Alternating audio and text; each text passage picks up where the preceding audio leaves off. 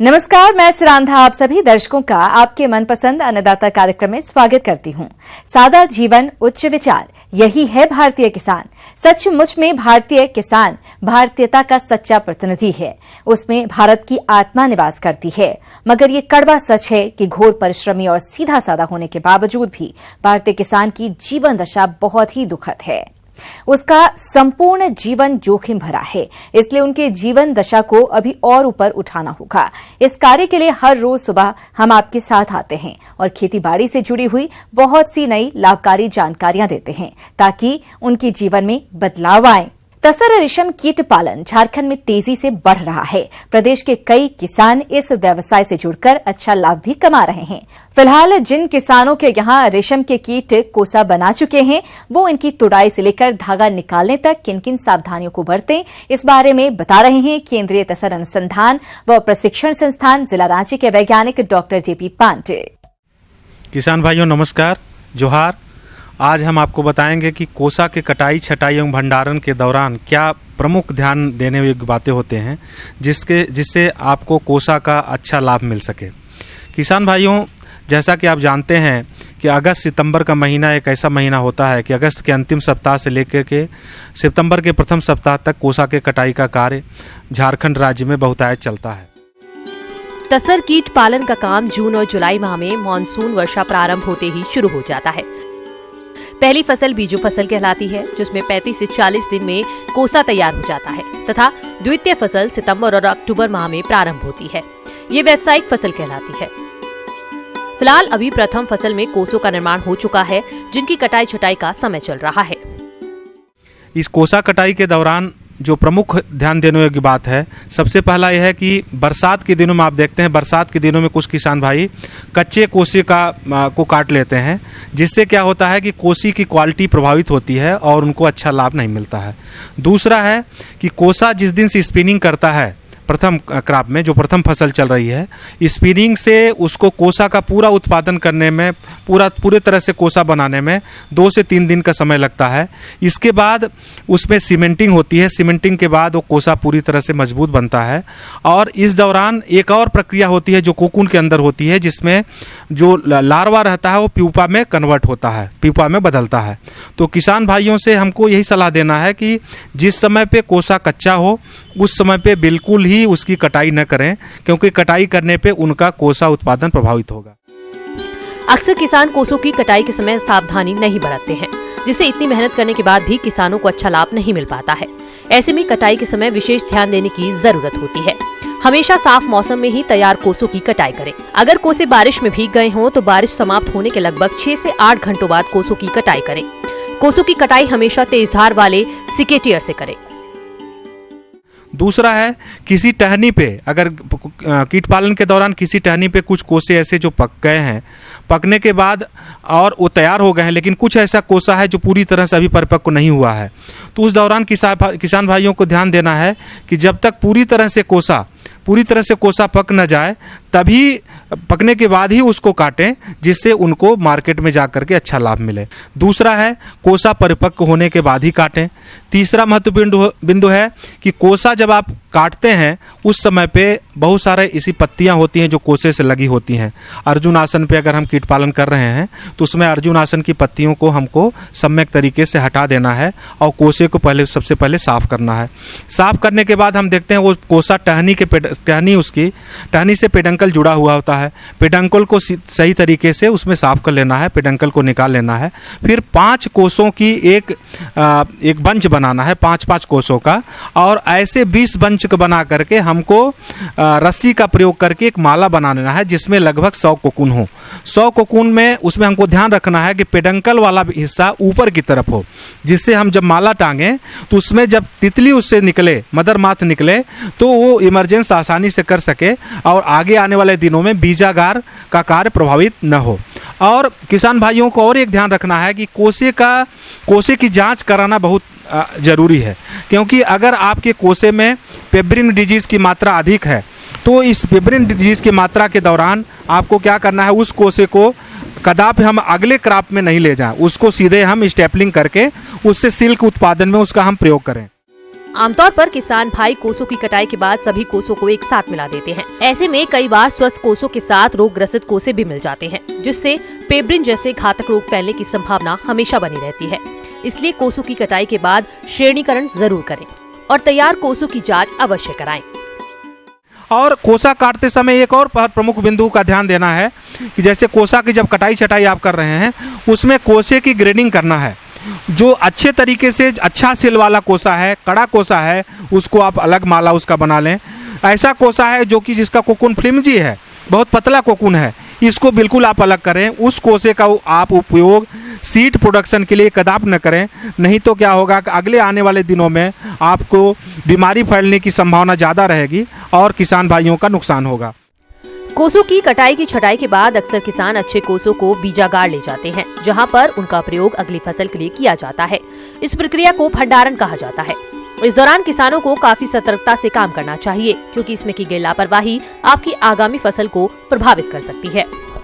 दूसरा एक महत्वपूर्ण बिंदु है कि अगर हम कोसे को भंडारण गृह में ले जा करके सीड बनाने की प्रक्रिया करना चाहते हैं, तो भंडारण के समय सबसे प्रमुख ध्यान देने योग्य बात है, सबसे पहले जिस स्थान पे हमको कोसे का भंडारण करना है उसका सही तरीके से हम साफ सफाई करें। उसमें ब्लीचिंग और चूना के घोल से उसके साफ सफाई करें, उसमें धूमन करें, जिससे वो पूरी तरह से वो कोसा गृह सही तरीके से साफ सुथरा हो, जिससे बीमारी इसमें न फैले। प्रमुख बीमारियां होती हैं, इसमें एक पेब्रिन रोग होता है। पेब्रिन रोग का परीक्षण किसान भाई अपने से भी सूक्ष्मदर्शी से कर सकते हैं, या अगर उनको ये तकनीकी मालूम नहीं है तो हमारे संस्थान में आए, हम पेब्रिन रोग का कैसे परीक्षण करते हैं माइक्रोस्कोप विधि से, उनको सारी तकनीकी की जानकारी फ्री ऑफ कास्ट हम अपने संस्थान में मुहैया कराएंगे। दूसरा है कि कोसा अगर गीला है तो कोसा को गीले कोसे को कदाप आप भंडारण गृह में न रखें। आप जो रेयरिंग पूरा हो जाए, कोसा आप पूरा काट लें, इसके बाद वहाँ पे बीमारी फैलने की भी संभावना रहती है, क्योंकि आपके फील्ड में पहले से ही वहाँ पे सिलिकॉन का लीटर्स अपशिष्ट पदार्थ वहाँ पे उपलब्ध है। तो उसको आप क्या कर सकते हैं, अपशिष्ट पदार्थ को डीएक्टिवेट करने के लिए आप वहाँ पे ब्लीचिंग पाउडर और चूना का छिड़काव कर सकते हैं। तो किसान भाइयों, आशा है कि आप इस जानकारी का पूरा उपयोग करेंगे और जो भी बातें सुझाई गई इसके उपयोग से आपका कोसा के कटाई छटाई के दौरान आप ध्यान रखेंगे और आपको कोसा का उचित मूल्य मिलेगा। अगर किसान भाई लगभग 200 DFL के लगभग अगर 20 से 25 हज़ार कोसे का उत्पादन करते हैं या 30 हज़ार कोसे का उत्पादन करते हैं, तो उनको एक अच्छा लाभ मिलेगा और वो आने वाले दिनों में उनकी आमदनी बढ़। मुर्गी पालन एक लाभकारी व्यवसाय है और इस व्यवसाय से निरंतर लाभ मिलता रहा है। इसके लिए जरूरी है कि मौसम के अनुरूप इनकी देखभाल की जाए। चूंकि इस समय वातावरण में बदलाव हो रहा है, ऐसे में मुर्गियां दाना खाना कम कर देती हैं, जिससे उनके स्वास्थ्य और शरीर के विकास पर बुरा प्रभाव पड़ता है और इस वजह से ये व्यवसाय घाटे में चला जाता है। इसलिए मौसम को देखते हुए मुर्गियों का आहार प्रबंधन कैसे करें, इस बारे में बता रहे हैं कृषि विज्ञान केंद्र जिला पूर्वी सिंहभूम के पशु वैज्ञानिक डॉक्टर रविंद्र मोहन।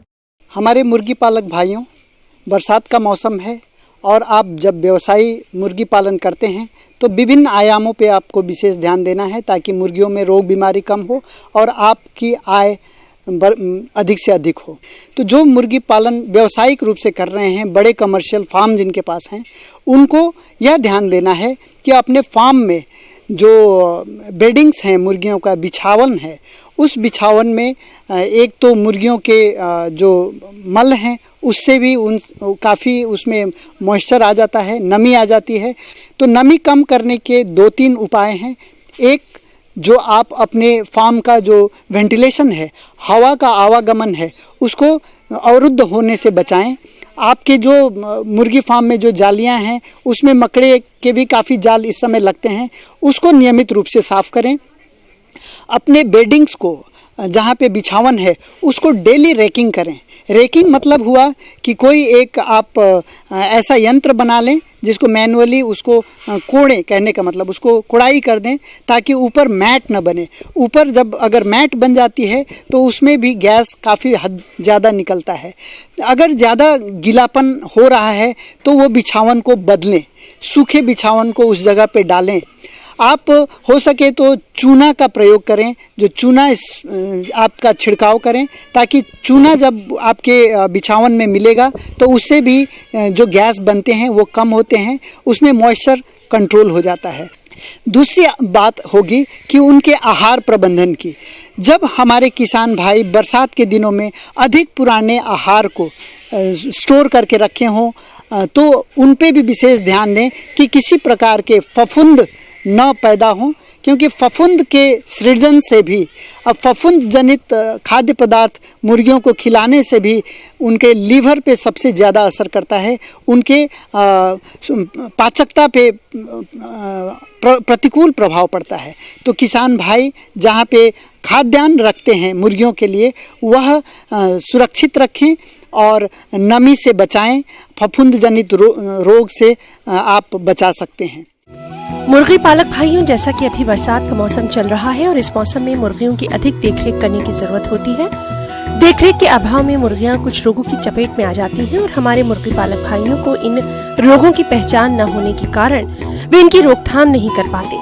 तो इस मौसम में मुर्गियों में कौन कौन से रोगों का प्रकोप होता है, आइए जानते हैं। इस मौसम में हमारे मुर्गियों को कॉक्सिडियोसिस जैसे बीमारियों से भी रोकथाम करने की आवश्यकता है। तो अगर आपको अपने मुर्गियों में ऐसा लक्षण दिखाई दे, उनके पतले दस्त हों और दस्त के साथ अगर खून या खून के धब्बे दिखाई दें तो आप ज़रूर उसके लिए तत्परता से उसके उपचार के प्रबंधन करें। उसके जो सटीक दवाएं हैं, एंटीबायोटिक्स हैं, उनको आप प्रयोग करके उस रोग बीमारी से कंट्रोल पाएं और अपने प्रबंधन को देखें कहाँ कमी है और उसको दुरुस्त करें। खाद्यान्न से होने वाले फफूंद जनित रोग और एफ्लाटॉक्सिकोसिस का भी इस समय ज़्यादा प्रकोप हो सकता है। तो अपने खाद्यान्न को फफूंद होने से बचाएं, फंगल इन्फेक्शन को रोकें और उनको ताज़ा भोजन, ताज़ा खाद्य पदार्थ दें। और मकई खास करके और बादाम की खल्ली का अगर प्रयोग कर रहे हों तो बरसात के दिनों में उसको आप विशेष रूप से ध्यान दें, क्योंकि ये दोनों जो आहार के जो अवयव हैं इसमें एफ्लाटॉक्सिन्स होने की ज़्यादा हो सकते हैं। तो उसको आप ज़रूर अपने ध्यान में रखेंगे। हमारे देहाती मुर्गी पालन करने वाले जो हमारे छोटे किसान हैं वो ज़रूर रूप से बरसात से पहले या बरसात के दिनों में कृमिनाशक दवाओं का ज़रूर प्रयोग करें। अगर किसान भाई अपने फार्म में चूजों का पालन कर रहे हैं तो उसमें तो विशेष रूप से ध्यान देना है कि बरसात के दिनों में जब लगातार 2-3 दिन बारिश होती है तो बाहर का तापमान काफ़ी गिर जाता है। ऐसे में तापमान को उनके शारीरिक आवश्यकता के अनुसार से बनाए रखें। उसमें कृत्रिम रूप से जो हीटर्स की व्यवस्था करनी है एवं उनके रात का जो प्रबंधन है उसके घर में चारों तरफ से पर्दा लगा कर रखना है एवं कृत्रिम तापमान के जो बल्ब वगैरह लगाते हैं या हीटर्स लगाते हैं उससे संचालन करना है कि तापमान जो ज़्यादा गिर रहा है उससे छोटे चूजों में ठंड ना लगे। अपने राज्य के जिन किसान भाइयों के खेत किसी कारणवश खाली रह गए हैं वो अभी इन खेतों में सेम की बुआई कर सकते हैं, लेकिन इसके अच्छे उत्पादन के लिए किसानों को सेम की उन्नत किस्मों का चयन करना होगा। साथ ही बुआई से लेकर फसल का प्रबंधन वैज्ञानिक तरीके से करना होगा। तो चलिए इन सभी बातों को विस्तार से जानते हैं कृषि विज्ञान केंद्र जिला समस्तीपुर की कृषि वैज्ञानिक संचिता घोष से। फ्रेंच बीन एक ऐसी सब्जी है जो कि बहुत अच्छे प्रोटीन युक्त है और जो बहुत अच्छे क्रॉप है, लेगुमिनस क्रॉप है, उसका खेती करने से किसान को अच्छा उपज मिल सकता है। बात करते हैं खेत की तैयारी की तो सबसे पहले खेत की अच्छी तरह से जुताई कर लें। इसके बाद पाटा लगाकर समतल करें। साथ ही गोबर की खाद 10 से 15 टन प्रति हेक्टेयर की दर से खेत में अच्छी तरह से मिला दें। अब आ जाता है फील्ड की तैयारी। खेत की तैयारी के समय आप लोग सड़ी गोबर की खाद जोताई करने के समय 20 से 25 टन प्रति हेक्टेयर के अनुसार से मिट्टी में मिला सकते हैं। उसके बाद यूरिया 40 से 50 केजी प्रति हेक्टेयर, जो फास्फोरस है वो है 80 से 100 केजी प्रति हेक्टेयर, जो पोटाश है वो है 40 से 60 किलो प्रति हेक्टेयर के अनुसार से मिट्टी में मिला सकते हैं। नाइट्रोजन यूरिया जो डालिएगा वो पूरा मात्रा एकदम से नहीं डालिएगा, उसको 2 भाग में डिवाइड करके एक बार जुताई के समय और एक बार जो है 30 से 40 दिन के बाद मिट्टी में अच्छे से मिला सकते हैं आप लोग। तो ये फ्रेंच बीन करने के लिए जो उन्नत किस्म है वो है अर्का कोमल, पंत अनुपमा, कंटेंडर, अर्का, ये आप लोग लगा सकते हैं। तो इसका जो बीज से बुआई होता है, तो जो बुश बीन होता है इसका सीड रेट जो है ये है 50 से 60 केजी प्रति हेक्टर, और जो पोल बीन है मतलब जो लत्तेदार वाले फ्रेंच बीन है उसका सीड रेट है 25 से 30 केजी प्रति हेक्टर के अनुसार से। फसल की बुआई करने से पहले बीज उपचार अवश्य ही कर लेना चाहिए, जिससे भूमिगत कीटों एवं रोगों से बचाव होता है और फसल की पैदावार में भी वृद्धि होती है। तो बीज उपचार करने के लिए थीरम 2 ग्राम दवा से प्रति किलोग्राम बीज को उपचारित करें। दलहनी फसल होने की वजह से बीज शोधन भी जरूरी होता है। तो बीज शोधन के लिए राइजोबियम कल्चर के एक पैकेट से 10 किलोग्राम बीज को शोधित करें और इसके बाद ही खेत में बुआई करें। इसमें एक्चुअली 2 तरह का फ्रेंच बीन होता है। एक होता है जो बुश जो छोटे किस्म होता है, एक होता है जो लत्तेदार किस्म होता है। तो दोनों का जो सब कुछ सीड रेट से लेकर के बाकी सब कुछ अलग अलग थोड़ा डिफर होता है। तो जो बुश बीन है उसको हम लोग 60 से 70 सेंटीमीटर गुणे 10 सेंटीमीटर स्पेसिंग में लगाते हैं। जो लत्तेदार होते हैं उसको हम लगाते हैं 90 सेंटीमीटर गुणे 10 सेंटीमीटर में लगाते हैं। और लगाने का जब समय है, अभी एक्चुअली 2 बार में लगा सकते हैं। अभी तो जुलाई से सितंबर तक लगा सकते हैं, एक बार और जनवरी से फरवरी उस बीच में भी लगा सकते हैं। अभी आ जाता है कि इसमें क्या क्या कर सकते हैं इंटरकल्चर ऑपरेशंस। इसमें वीडिंग करना ज़रूरी है, और क्योंकि इसका जो रूट है वो बहुत सुपरफिशियल है, मतलब ऊपर ऊपर तक ही रहता है ज़मीन के, तो इसलिए जब वीडिंग मतलब खरपतवार निकालने के समय आप लोग को ये ध्यान रखना पड़े कि जड़ों को मतलब इंजरी ना पहुंचे जड़ों का, मतलब तो इसलिए आप लोग को ध्यान देना पड़ेगा। और सिंचाई आवश्यकता अनुसार आप लोग को हफ्ते में 1 बार या फिर 10 दिन में 1 बार आवश्यकता अनुसार आप लोग को करना पड़ेगा। और बीच बीच में इसमें जो रोग बीमारी में एंथ्रेक्नोज बोल के एक बीमारी आता है, जो कि मतलब पत्ते में ब्लैक स्पॉट हो जाता है। तो उसमें क्या करना पड़ेगा भाइयों, उसमें आप लोग को कार्बेंडाजिम जो है वो 2 ग्राम प्रति लीटर के अनुसार से छिड़काव करना है 10 से 15 दिन के अंतराल पर। और इसमें जो कीड़े आता है उसमें आता है लाही आता है, थ्रिप्स आता है, तो उसके लिए एक दवा आता है जो इमिडाक्लोरोपिड है केमिकल नेम उसका, वो 1 ml 3 लीटर पानी में घोल करके छिड़काव कर सकते हैं। तो ये विधि आप लोग अपनाएंगे तो फ्रेंच बीन का अच्छा खेती कर सकते हैं और अच्छे से अच्छा उपज पा सकते हैं आप लोग।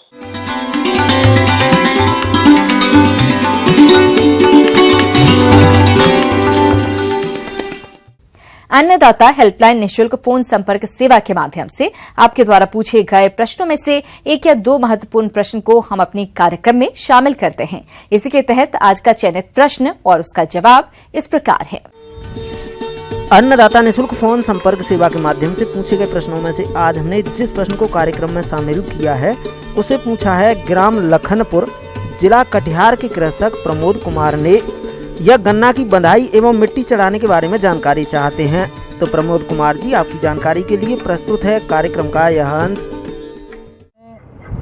गिरने की जो संभावना उस समय ज़्यादा रहती है जिस समय तेज़ हवा चलती है, या फिर जो बाढ़ का समय है उस समय गिरने की संभावना रहती है। और यदि हम गन्ने की फसल की में जिस क्रॉपिंग इस प्रक्रिया को कहते हैं, यदि हम ये नहीं करेंगे तो इससे एक तो हमारे गन्ना टूटने की संभावना रहेगी, और साथ साथ जो हमारे कल्लों का विकास है उतना अच्छा नहीं होगा, और जिससे कि हमारे गन्ने की उपज में कमी आएगी। और इसी समय गन्ने की फसल गिरने लगती है, तो आप गन्ने की फसल में मिट्टी चढ़ाने का कार्य शुरू कर दें। तो किस प्रकार चढ़ाएं मिट्टी, आइए जानते हैं। उससे बचने के लिए उस समय हमें गन्ने को बांधना बहुत ज़रूरी है। बांधने की प्रक्रिया के लिए हमें इसकी जो नीचे की जो इसका पौधा होता है उसके नीचे की तरफ जो सूखी पत्तियां हैं और हरी पत्तियां हैं उनकी सहायता से इसे बांधा जाता है। बांधने के लिए ऊपर की हरी पत्तियों का इस्तेमाल नहीं करना चाहिए, क्योंकि ऊपर की पत्तियां प्रकाश संश्लेषण की क्रिया करती है और उसका वृद्धि में हमारी सहायक है। नीचे की पत्तियां पुरानी हो गई हैं, उनका प्रयोग हम इस बांधने में करते हैं। 2-3 गन्ने के झुंड को बांध देते हैं, या फिर यदि हमारी लाइनों में हमने गन्ना लगाया है तो हम 2-3 पंक्तियों को एक साथ भी लेके बांध सकते हैं। बांधने से हमें ये फ़ायदा होगा कि तेज़ हवा में हमारा गन्ना गिरेगा नहीं, और साथों साथ हमारा जो जितना सूरज का प्रकाश भी पौधे को पर्याप्त मात्रा में मिलता रहेगा, और अन्य जो हमारी सस्य क्रियाएं हैं वो भी हम आसानी से कर सकते हैं। और बांधने के साथ साथ हमें पौधे के नीचे मिट्टी चढ़ाना भी बहुत आवश्यक है, जिसे हम अर्थिंग अप कहते हैं।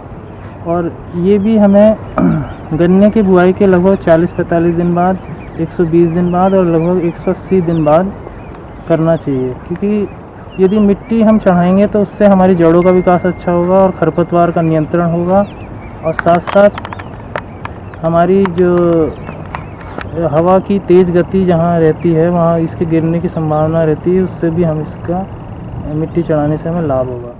अब आइए देखते हैं कल दिखाए जाने वाले कार्यक्रम की मुख्य झलकियां। मिश्रित खेती से अच्छी आमदनी कमा रहे किसान की कहानी।